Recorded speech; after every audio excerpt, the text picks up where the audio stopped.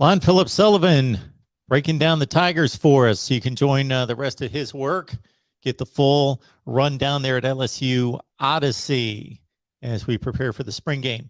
All right, let's get to that spring game. So I'm going to leave it wide open to you, but I'm going to start at the quarterback position because that's what everyone's going to focus on because you've got quite a battle between Jaden Daniels and Miles Brennan.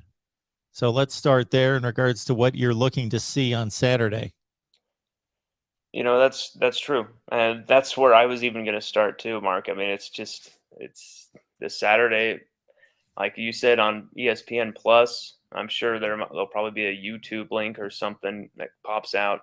If there's a free YouTube link, we'll be sharing that on LSUodyssey.com immediately the second we can find or get that, so that we can spread that game to as many people as possible. But Okay, I'll be looking for that then too. definitely check your inbox. I'll be sending that. Um, but as far the quarterbacks, can Miles move? Can he escape? Can he show some type of? Because here's the thing, Mark. You and I know you don't have to be extremely athletic to be a great RPO quarterback. Sometimes you just have to read the holes, anticipate, and just move into the space, take advantage of the space, know when to slide, know when to go for more yards, know how to take a hit, all that sort of stuff. Miles, he's tough enough to do all that. Physically, can he do that? I have such mixed reactions about that, Mark, because there's some moments in spring where I'm like, okay, Miles is showing me something I haven't seen before. And then I see other moments where it's like, I don't know what we're going to do. I don't know what we're going to do if he's the starter, because there's only one option, and it's passing our way out of situations. And then you see some of his passing. It's not bang on perfect like I thought it would be. Very skeptical with Miles Brennan. I want to see a lot from him. I want to see intensity. I want to see tempo with the offense, but I want to see tempo in his decision making. I want to see him make great decisions on critical downs, because that's his biggest failure in an LSU uniform, Mark.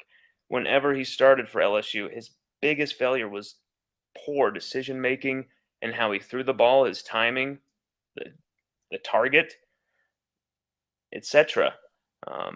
When he decided to scramble, when he bailed on plays, just all sorts of things. It's all about putting that together for Miles Brennan.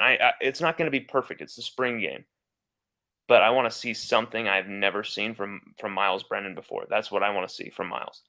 Jaden Daniels, you know, Jaden Daniels, there's so many unanswered questions, Mark. There's so many what ifs, but then there's such a high ceiling. There's such unbelievable potential with Jaden Daniels. If he can put it all together, if this offensive line can protect him like I believe they can, this offensive line, Mark, I'm really seeing a lot of growth from them.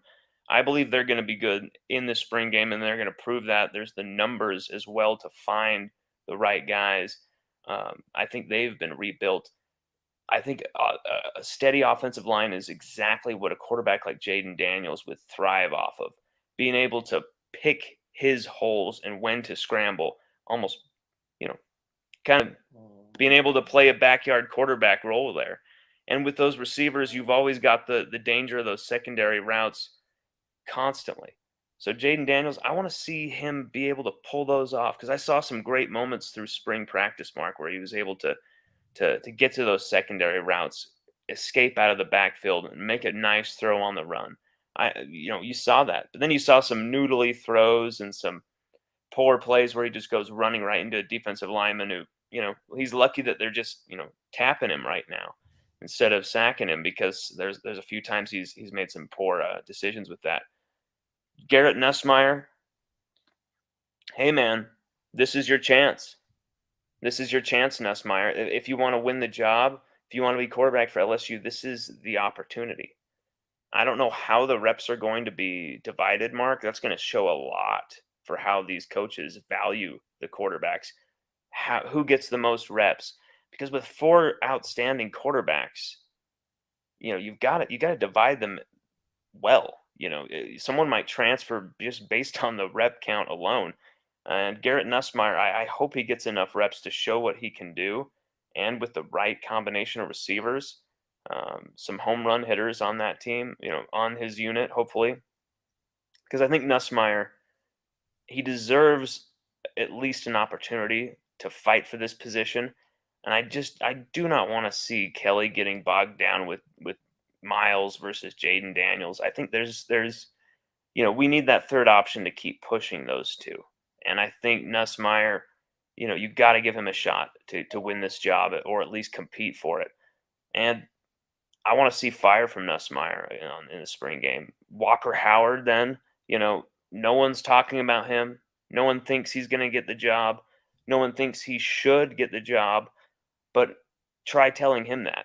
He's going to go out there and he's going to play unbelievable, I think, in the spring game. He's going to show what he can do. He's going to make a lot of good throws. He's going to show everything he can do. And then it might just turn out to be just a preview of what we'll see next year from Walker Howard, sadly. But I think he's going to really show what he can do talent wise out there on the spring game if he gets the reps to do it. So with 4 quality quarterbacks, 2 who are proven, and the other 2 more prospect, and Nussmeier's in his second season, correct? Walker and Howard in his first season. Yep. Yes. So it sounds like you're anticipating one is going to leave. Mark, I really feel like that has to be on the cards. I really feel like that's just in the back of my mind that Sure. one of these quarterbacks is going to be out the door. Yeah, I wouldn't say a lock on that, but yeah. Sure. And it makes sense. So if you knew, if we could know that the starter was going to stay healthy for the entire season, then I would think that you would want the loser of the number 1 job. Let's say it's Miles Brennan. Let's say Daniels wins. You would want Miles Brennan to move on and keep the 2 young studs. But you don't know about health, and it would certainly be a better situation, you would think, to hand the job to an experienced quarterback if Daniels or Brennan goes down, to hand it to the other one. Yeah, and like what you just said, it's very dangerous ground, and we've touched on this before for Miles Brennan. Think about it. This is his last shot really for NFL success or competition at all. I really feel like this is such a gamble staying at LSU, and I feel like now the chance for him to go transfer from an SEC school to another SEC school, that's out of the question now too. He's past that deadline now. So where is there to transfer to? I mean, I'm sure he could find somewhere, and there'd be plenty of suitors. Nebraska wanted him big time in the last time when he entered the portal. But Miles entering the portal to me is not out of the question. I cannot. It would be shocking to me if Nussmeier did, but at the same time, I almost expect it. So I can't say it's shocking, but I just feel like there is such potential with Nussmeier at LSU, or really, frankly, anywhere. He's such a good quarterback. I love the way the football just rolls off of his hand. I love the decision makings. I love the way he makes decisions in the backfield. Just the way he manipulates the pocket. I love what I see from Garrett Nussmeier, but the room, just like we saw with Corey Kiner, the room gets too big. You really want that sure thing, and you move on. I think we'll see the same thing from either Garrett Nussmeier or Miles Brennan. Right, Lon. Now I'm going to leave it up to you to survey the rest of the offense and the defense, and let us know what's on your radar for Saturday. Well, I mean, you're going to be seeing left tackle Will Campbell possibly solidify himself as a freshman, Mark, to be the starter for LSU at left tackle. That is incredible. And you know what? It's almost exactly what he said would happen. He wasn't being arrogant when he said this, but he said it that he was going to start as a freshman. And it was like, I believed him at the time, but then thinking about it, you're like, oh, well, they'll probably make him wait a year. But no, they let him compete. and he proved it right off the bat. I just cannot wait to see him prove that even more. At receiver, though, you're going to see Malik Neighbors really shine. You're going to see him break out. Jeray Jenkins, he's going to have a chance. As you know, he's been a veteran in the background for so many seasons, and then he had some breakout moments where 4 touchdowns over the last 2 seasons against Florida. So that's in the last 2 appearances, 4 touchdowns against Florida, 3 in one game as well. The walk-off touchdown against A&M. He's had some moments, Jeray Jenkins. And so can he capitalize off that for a huge season? It's hard to say because wide receiver, that room is so stacked as well. And, Jack Besh, I think he'll be limited in the spring game because he's coming back from a tweaked back injury that is still giving him a little bit of trouble. I think they'll be careful with him, and they may, he may not even play at all in the spring game. I wouldn't be shocked at that, but he'll probably get some reps here and there. John Emery Jr., can he make a big statement in the spring game and say, "Hey, this #1 job is mine. When you come onto campus, Noah Cain, you're going to have to take this job from me." Is he going to make that statement? That will be very interesting to see. Who is going to be that center for LSU? Is it going to be Charles Turner, who's going to take over the center position? Is number 69, Charles Turner, going to take over and make that center position his? Is he going to be Lloyd Cushenberry's finally, someone who could follow up Lloyd Cushenberry's vacant throne? It's tough to say. Fitz West Jr., another key freshman at center as well. He's getting a lot of play with the second unit, Mark. So you've got freshmen all over the place who are getting a lot of playing time, a lot of extended reps, and we'll probably see them, freshmen, sophomores, making up the bulk of the personnel out there. You got freshman, sophomore, and then of course you've got these transfer seniors and super seniors we convinced to return at LSU. Linebacker, is West Weeks going to make a huge push for a starting position here? Is Micah Baskerville going to be able to fight his way out of the doghouse and reclaim a starting position? Or could he be a player who could transfer? Micah Baskerville, someone who, almost entered the NFL draft and then chose to return. And is he going to feel kind of cheated that he's been, kind of stuck on the second and third units mostly throughout spring?